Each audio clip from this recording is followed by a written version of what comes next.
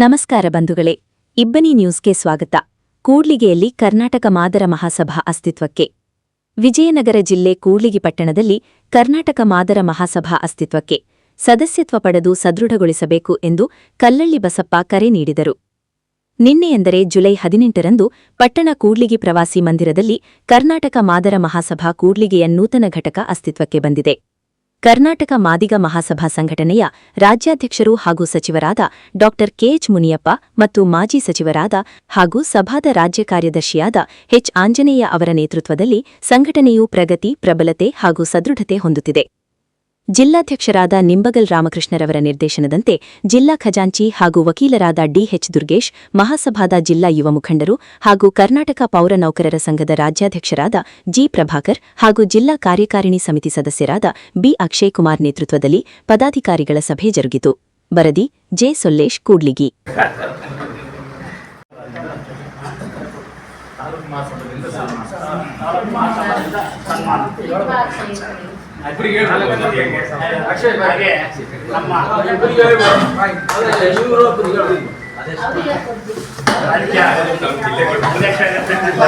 K Prabhakar sir ಅವರಿಗೂ ಕೂಡ ಈ ಒಂದು ತಾಲೂಕು ಮಟ್ಟದ ಮಾತನಾಡ ಎಲ್ಲರ ಪರವಾಗಿ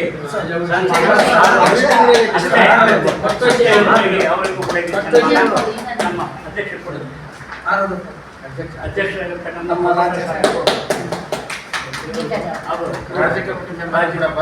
ರಾಜ್ಯಾಧ್ಯಕ್ಷ ಅಲ್ಲ, ಮಾದರ ಮಹಾಸಭಾದ ಸದಸ್ಯರು, ಅವರ ಕಾರ್ಮಿಕರ ಅಧ್ಯಕ್ಷ.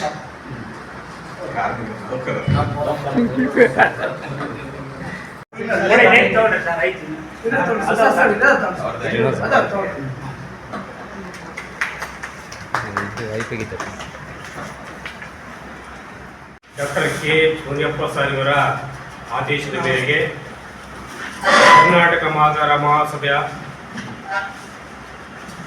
2015-16ರಲ್ಲಿ ಸ್ಥಾಪನೆ ಆಯಿತು. ಅಲ್ಲಿಂದ ಇಲ್ಲಿವರೆಗೂ ದಲಿತ ಮಾದಿಗ ಸಮುದಾಯದ ಸರ್ವಾಂಗೀಣ ಶೈಕ್ಷಣಿಕ, ಸಾಮಾಜಿಕ, ಆರ್ಥಿಕ ಹಾಗೂ ಸಾಮಾಜಿಕ ಒಂದು ಏಳಿಗೆಯನ್ನು ಅಭಿವೃದ್ಧಿಪಡಿಸುವ ಒಂದು ನಿಷ್ಠೆ ಮತ್ತು ತ್ಯಾಗ ಮನೋಭಾವದಿಂದ ಕೆಲಸ ಮಾಡಬೇಕೆಂದು ಮಾನ್ಯ ರಾಜ್ಯಾಧ್ಯಕ್ಷರ ಆದೇಶದ ಮೇರೆಗೆ ಇಂದು ಕೂಡ್ಲಿಗಿ ತಾಲೂಕು ಘಟಕದ ಎಲ್ಲ ಪದಾಧಿಕಾರಿಗಳ ಆಯ್ಕೆ ಕಾರ್ಯಕ್ರಮ ಇವತ್ತು ನಾವು ಮಾಡ್ತಾ ಇದ್ದೇವೆ. ಈ ಒಂದು ಮಹಾಸಭಾದ ತಾಲೂಕಾ ಅಧ್ಯಕ್ಷರನ್ನಾಗಿ ಶ್ರೀ ಎಚ್ ಸಿದ್ದಪ್ಪ ಸರ್ ಅವರನ್ನ ಆಯ್ಕೆ ಮಾಡಿದ್ದಾರೆ. ಅವರಿಗೆ ನಿಮ್ಮೆಲ್ಲರ ಪರವಾಗಿ ತುಂಬ ಅಭಿನಂದನೆಗಳನ್ನು ಸಲ್ಲಿಸ್ತಾ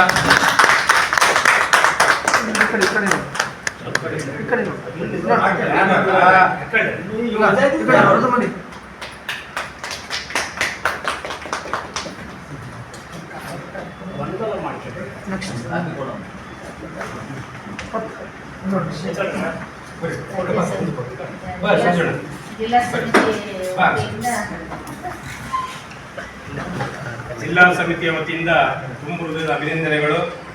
ಮುಂದಿನ ದಿನಮಾನಗಳಲ್ಲಿ ಹೆಚ್ಚಿನ ಸಂಖ್ಯೆಯಲ್ಲಿ ಪಕ್ಷ ಸಂಘಟನೆಯನ್ನು ಮಾಡಿ ಈ ಒಂದು ಕ್ಷೇತ್ರದ ತಾಲೂಕಿನ ಮಾದಿಗ ಸಮುದಾಯದ ಎಲ್ಲ ಕೆಲಸಗಳನ್ನು ಸಮುದಾಯ ಸಂಘಟನೆಯನ್ನು ಮಾಡಬೇಕಂತೇಳಿ ಈ ಸಂದರ್ಭದಲ್ಲಿ ಆದೇಶ ಪತ್ರವನ್ನು ನಾವು ನೀಡ್ತಾ ಇದ್ದೀವಿ.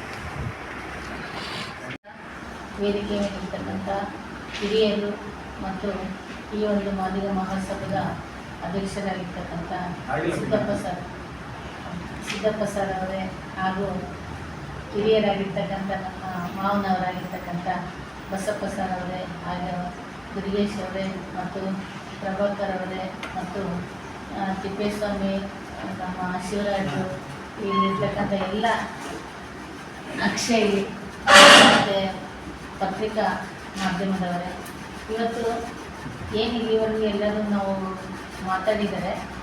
ಇದು 2015-16ರಲ್ಲೇ ಮಾದರ ಮಹಾಸಭಾ ಸ್ಟಾರ್ಟ್ ಆಗಿದೆ. ಆದರೆ ಇವಾಗ ಹೆಚ್ಚಿನದಾಗಿ ಅದಕ್ಕೆ ಒತ್ತು ಕೊಟ್ಟು ಹೆಚ್ಚು ಬೆಳಕಿಗೆ ಬರ್ತಾ ಇದೆ. ಯಾಕಂದರೆ ನಮ್ಮದು ಸ್ವಲ್ಪ ಲೇಟ್ ಆಗಿದೆ. ಲೇಟ್ ಆಗಲಿಕ್ಕೆ ಕಾರಣ ಏನಂದರೆ ನಮ್ಮ ಸಮುದಾಯದಲ್ಲಿ ಒಂದು ಒಗ್ಗಟ್ಟಿನ ಕೊರತೆ ಇತ್ತು. ಈಗ ಅದಕ್ಕೆ ತಕ್ಕಂಥ ಒಳ್ಳೆ ರಾಜ್ಯ ಅಧ್ಯಕ್ಷರಾಗಿ ಮುನಿಯಪ್ಪ ಸರ್ ಮತ್ತು ಎಚ್ ಆಂಜನೇಯ ಸರ್ ತುಂಬ ಇದನ್ನು ಸೀರಿಯಸ್ ತಗೊಂಡು ಅತಿ ಮುತುವರ್ಜಿಯಿಂದ ಜವಾಬ್ದಾರಿಯಿಂದ ಇಡೀ ಕರ್ನಾಟಕದ ಎಲ್ಲ ನಮ್ಮ ಮಾದಿಗರು ಒಂದು ವೇದಿಕೆಯಲ್ಲಿ ಒಗ್ಗಟ್ಟಾಗಬೇಕನ್ನೋ ಉದ್ದೇಶದಿಂದ ಇದನ್ನು ಮಾಡಿದ್ದಾರೆ. ಇದು ಒಂದೇ ಅಲ್ಲ, ಇದು ಬರೀ ಆರ್ಥಿಕವಾಗಿ ಸ್ಟೂಡೆಂಟ್ಸಿಗೆ ಇದು ಮಾಡೋದ್ರ ಜೊತೆಗೆ ಸಾಮಾಜಿಕವಾಗಿ, ಶೈಕ್ಷಣಿಕವಾಗಿ ಮತ್ತು ಈ ರಾಜಕೀಯವಾಗಿ ಎಲ್ಲದರಲ್ಲಿ ನಿಂತಿರ್ತಕ್ಕಂಥ ನಮ್ಮ ಸಮುದಾಯ ಎಲ್ಲ ರಂಗದಲ್ಲಿ ಕೂಡ ಮುಂದೆ ಬರಬೇಕನ್ನೋ ಉದ್ದೇಶ ಇಟ್ಕೊಂಡು ಮಾಡಿದ್ದಾರೆ. ಇಲ್ಲಿ ಯಾವುದು ಪ್ರಭಾಕರ ಥರ ಯಾವುದು ಪಕ್ಷ ಅಂತ ಇಲ್ಲ, ಸಮುದಾಯ ಒಟ್ಟು ನಮ್ಮ ಮಾದಿಗಳು ನಾವೆಲ್ಲರೂ ಕೂಡ ಡೆವಲಪ್ಮೆಂಟ್ ಆಗಬೇಕು. ನಾವು ಏನು ಹಿಂದಿರ್ತಕ್ಕಂಥದ್ದಿಗೆಲ್ಲ ಒಂದು ಆರ್ಥಿಕವಾಗಿ ಸಹಾಯ ಆಗೋದ್ರ ಜೊತೆಗೆ ಒಂದು ಒಗ್ಗಟ್ಟು. ಇವಾಗ ಏನು ಬೇರೆ ಬೇರೆ ಜಾತಿಯವರು ಎಷ್ಟು ಮಹಾಸಭೆಗಳು ಮಾಡಿಕೊಂಡು ಆರ್ಥಿಕವಾಗಿ ದೊಡ್ಡ ದೊಡ್ಡ ಬಿಲ್ಡಿಂಗ್ಗಳು, ಅವ್ರ ಮಕ್ಕಳಿಗೆ ಹಾಸ್ಟೆಲ್ಗಳು ಎಲ್ಲ ಮಾಡಿದ್ದಾರೆ. ನಾವು ಹಿಂದೆ ಇರೋದ್ರಿಂದ ನಾವು ಕೂಡ ಇನ್ನು ಮುಂದೆ ಇನ್ನು ಹೆಚ್ಚಿನದಾಗಿ ಎಲ್ಲ ರಂಗದಲ್ಲಿ ಮುಂದೆ ಬರಬೇಕು ಅನ್ನೋ ಉದ್ದೇಶ ಇಟ್ಕೊಂಡು ಮಾಡಿರೋದ್ರಿಂದ ನಾವು ಮಾದಿಗ ಮಹಾಸಭಾದ ಉಪಾಧ್ಯಕ್ಷರಾಗಿ ಎಚ್ ಬಸಣ್ಣವರು ಅನುಪಸ್ಥಿತಿ ಇದೆ. ಅವ್ರನ್ನ ಮುಂದಿನ ದಿನಮಾನಗಳಲ್ಲಿ ನಾವು ಆದೇಶ ನೀಡ್ತೇವೆ. ಹಾಗೆಯೇ ಈ ಒಂದು ಮಹಾಸಭಾದ ಪ್ರಧಾನ ಕಾರ್ಯದರ್ಶಿಯಾಗಿ ಶ್ರೀ ಎಚ್ ಬಸಪ್ಪ ಸರ್ನ್ನು ಆಯ್ಕೆಯಾಗಿರುವ ತುಮಕೂರಿನ ಅಭಿನಂದನೆಗಳನ್ನು ಪುಷ್ಪವನ್ನು ಹಾಕುವ ಮೂಲಕ ಅಭಿನಂದನೆ.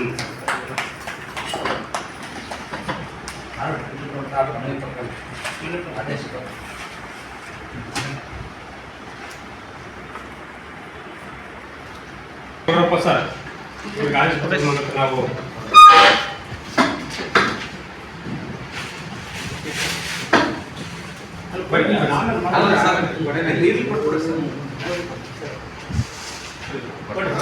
ಬನ್ನಿ ಸರ್. ದುರೇಶನ್ ಆ ಕಡೆ ಸರ್, ಈ ಕಡೆ ಬಿಡ್ಬೋದು.